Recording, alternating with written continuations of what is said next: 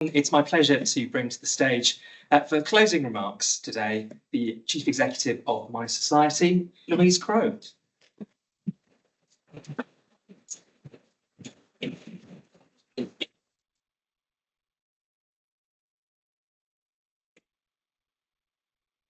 Amazing. Final person makes it up the stairs. Almost there. Thank you all for coming and making FOI Fest what we're now calling the first inaugural FOI Fest a great success. Thank you for everyone who starred in online. What's next and what's next for the FOI network?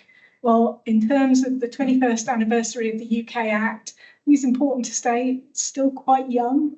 So in Sweden, the equivalent law is 200 years old. And Kevin Dunyan, the first Scottish Information Commissioner, in his evidence in the recent Reform Bill in Scotland, said there's a difference between a culture of compliance and a culture of openness. And he thought Sweden didn't necessarily have the best law in the world, but they did have a culture of openness. So if an official on a front desk got asked for information, they generally just went and got the information. They didn't give people a 20-day limit. So our hope for FOI is that it can be the kind of training wheels for a culture of openness. Sometimes you have to knock down the door and get information, but sometimes you just have to encourage people to be open, because that's one of the kind of foundations of a safe, effective modern democracy and healthy society. So in terms of the network, FOI is at the intersection of a lot of different interests. So for a lot of people, transparency is their reason for existing, either professionally or personally.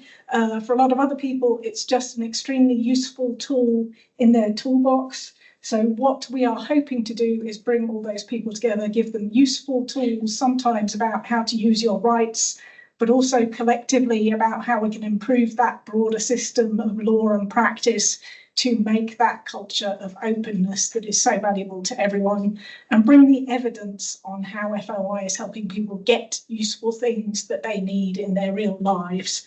One of the challenges around that is that the costs of transparency all come in one place, but the benefits are distributed throughout society. So hopefully trying to collect some of those benefits together. In practical terms, we're going to be running a couple of online events just to collect some information from different communities, so journalists, campaigners, community groups, about how they understand and use FOI and what the issues around it are for them, so that hopefully we can use that to come back and understand how best the network can help people. If you're interested in hearing more, we're going to send out an email which will also have a roundup of the whole conference. So look out for that. Which leaves me with my last task, which is just to say a huge thank you to both of our keynotes, to everyone who gave a lightning talk or sat on a panel or gave a skills session. Thank you hugely to Birkbeck and Ben Worthy for the venue, which has been fantastic.